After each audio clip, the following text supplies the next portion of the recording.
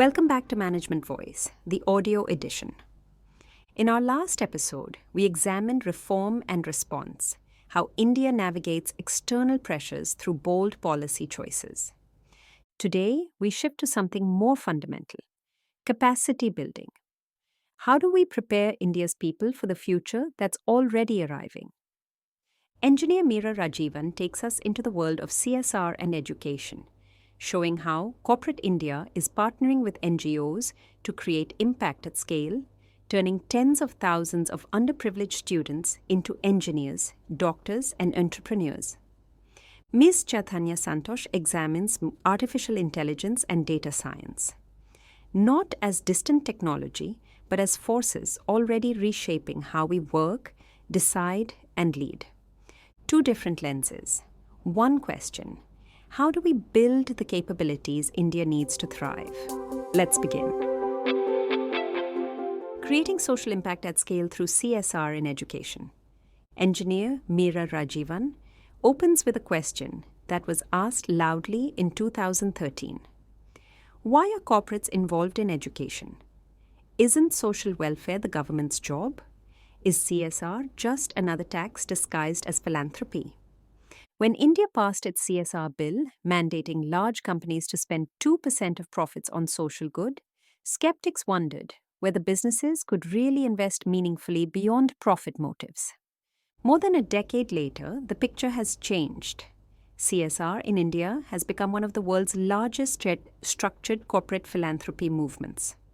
Far from being a burden, many corporates now see it as a way to build talent pipelines and deepen stakeholder trust. Ms. Meera transitioned from corporate to the social sector a decade ago. She's witnessed the shift. Corporates developed more empathy, moving beyond check writing into hands-on partnerships. NGOs became more process-driven and metrics-oriented. This meeting point of empathy and accountability unlocked powerful collaborations, especially in education. India's education challenge is stark. While primary enrollment is high, the gross enrollment ratio drops sharply as students move up. By higher education, it's only 28%. 3 out of 4 young people who should be in college aren't enrolled in birth. ASR surveys show that even in higher grades, many students struggle with basic reading and arithmetic. At the college level, only a fraction of graduates are truly industry-ready. Can governments solve this alone? Meera argues no. India's vast geography, stretched budgets, implementation gaps, and the pace of technological change require partnerships. This is where CSR makes a difference. 35 to 40% of CSR funds now go toward education, focusing on access, awareness, and affordability. She shares her experience with Vidyadhan. A decade ago, it operated only in Kerala, supported by the Shibulal family.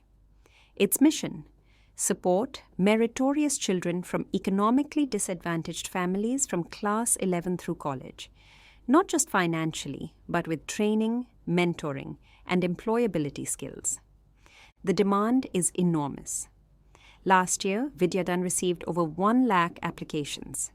Today, it's grown into a nationwide movement in 22 states, enabling more than 63,000 scholarships.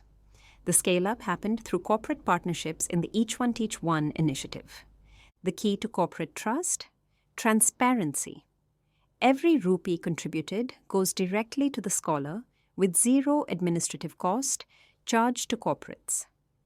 The results?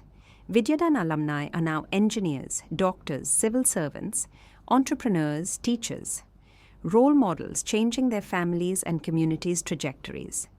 Several are coming back to support the next generation, creating a virtuous cycle. Ms. Meera's conclusion: India is at a demographic crossroads.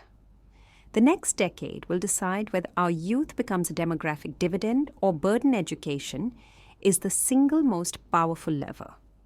When corporates and NGOs join hands with trust, transparency, and shared commitment, education can become the foundation of an equitable and prosperous India.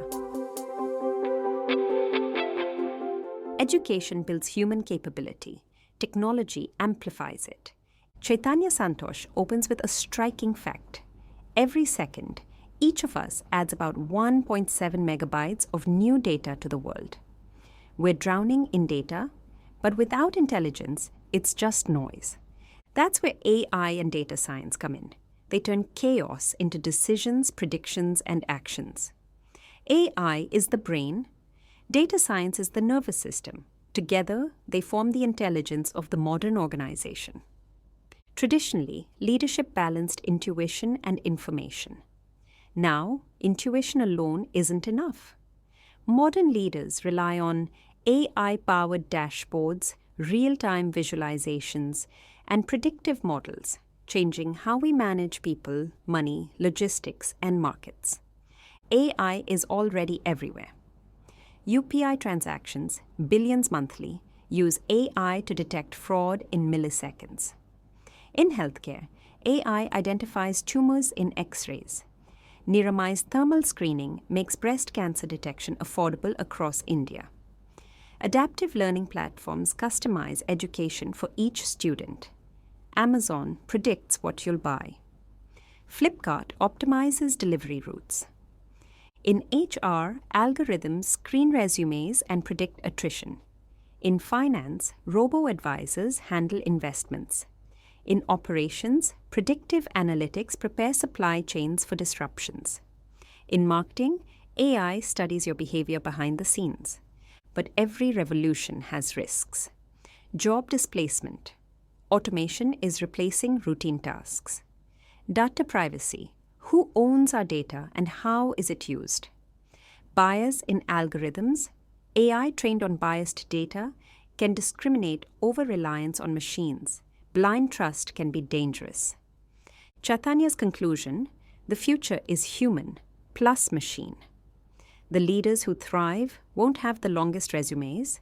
They'll be the ones who ask bold questions, interpret data wisely, and merge machine intelligence with human wisdom. Education builds capacity. Technology amplifies it.